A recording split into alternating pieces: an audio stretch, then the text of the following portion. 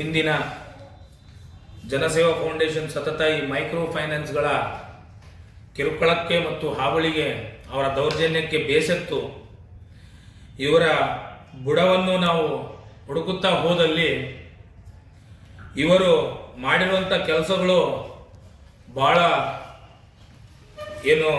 ಭಯಂಕರವಾಗಿವೆ, ಭಾಳ ಆಶ್ಚರ್ಯಕರವಾಗಿವೆ. ಇವರು ಸರ್ಕಾರದ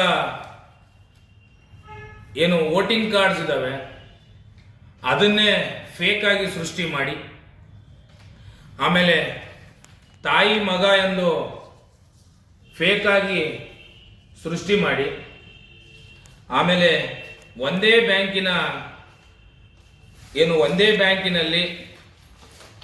ಸತತ ತಾಯಿ ಮಕ್ಕಳಿಗೆ ಮೂರು ಲೋನ್ ಕೊಡುವ ಮುಖಾಂತರ ಒಂದೇ ಬ್ಯಾಂಕಿನಲ್ಲಿ ಒಬ್ಬ ಮಹಿಳೆಗೆ ಸರಿಸುಮಾರು 5-6 ಲಕ್ಷ ಫೇಕ್ ಡಾಕ್ಯುಮೆಂಟನ್ನು ಬ್ಯಾಂಕ್ನವರೇ ಸೃಷ್ಟಿ ಮಾಡಿಕೊಂಡು ಇವತ್ತು ಬಡವರ ಜೀವನ ಒಂದು ಬೀದಿ ಪಾಲಿಗೆ ತರುವಂತಹ ಕೆಲಸ ಈ ಮೈಕ್ರೋ ಫೈನಾನ್ಸ್ಗಳು ಬ್ಯಾಂಕು ಮಾಡಿದವೆ. ಬ್ಯಾಂಕಿನ ಯಾರ್ಯಾರಪ್ಪ ಇದೆಲ್ಲ ಮಾಡಿದ್ದಾರೆ ಅಂತಂದ್ರೆ, ಪ್ರಗತಿ ಬ್ಯಾಂಕ್ ಮಾನ್ವಿ ಅದರಲ್ಲಿ ಕೆಲಸ ಮಾಡುವಂತ ಇಸ್ಮಾಯಿಲ್ ಸಾಬ್, ಅವಂತಿ ಬ್ಯಾಂಕ್ ಮಾನ್ವಿ ಅದರಲ್ಲಿ ಕೆಲಸ ಮಾಡುವಂತ ಅಲ್ಲಾ ಬಕಶ್, ಆಮೇಲೆ ಬೆಲ್ ಸ್ಟಾರ್ ಬ್ಯಾಂಕ್ ಮಾನ್ವಿ ಅದರಲ್ಲಿ ಕೆಲಸ ಮಾಡುವಂತ ಮುಬೀನ್ ಪಾಷಾ ಮತ್ತು ನಾಗೇಶ್, ಅನ್ನಪೂರ್ಣ ಬ್ಯಾಂಕ್ ಮಾನ್ವಿಯಲ್ಲಿ ಕೆಲಸ ಮಾಡುವಂತ ಪ್ರಕಾಶ್, BSS ಬ್ಯಾಂಕ್ ಅಲ್ಲಿ ಕೆಲಸ ಮಾಡ್ತಿದ್ದವರು ಸ್ಪಂದನ, ಚೈತನ್ಯ ಬ್ಯಾಂಕ್, ಇಂತ ಹಲವಾರು ಬ್ಯಾಂಕ್ಗಳಿವೆ. ಸರಿಸುಮಾರು ಒಂದು 26 ಬ್ಯಾಂಕ್ಗಳಿವೆ.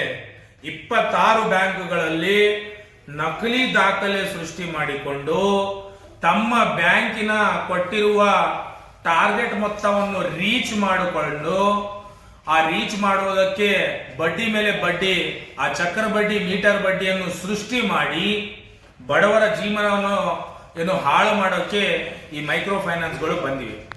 ಆದ ಕಾರಣ ಇವತ್ತು ನಾವು ಪತ್ರಿಕಾಗೋಷ್ಠಿ ಮಾಡಿ ಇವತ್ತು ದಾಖಲಾತಿ ಬಿಡುಗಡೆ ಮಾಡ್ತಾ ಇದ್ದೀವಿ. ನಾಳೆ ದಿನಾಂಕ 24/1/2024 DC ಕಚೇರಿ ಮುಂದುಗಡೆ ನಾವು ಇದ್ರ ಬಗ್ಗೆ ಪ್ರತಿಭಟನೆ ಮಾಡಿ ಈ ಮೈಕ್ರೋ ಫೈನಾನ್ಸ್ಗಳ ಸಾಲದ ವಿರುದ್ಧ ದೊಡ್ಡ ಮಟ್ಟದ ಒಂದು ಹೋರಾಟ ಮಾಡಿ ಇದನ್ನ ಇಲ್ಲವೇ ಮಾಡಿಬಿಡಿ ಅಂತೇಳಿ ಮಾನ್ಯ ಶ್ರೀ ಸಿದ್ದರಾಮಯ್ಯ ಸಾಹೇಬರಿಗೆ ನಾವು ಮಾಧ್ಯಮದ ಮುಖಾಂತರ ಮನವಿ ಮಾಡ್ಕೊಳ್ತಾ ಇದ್ದೀವಿ. ಒಬ್ಬ ಮುಖ್ಯಮಂತ್ರಿ ಅವರು ಹೇಳಿದ ಮೇಲೆ ಕೂಡ ಈ ಬ್ಯಾಂಕಿನ ಆ ವಿದ್ಯಾವಂತ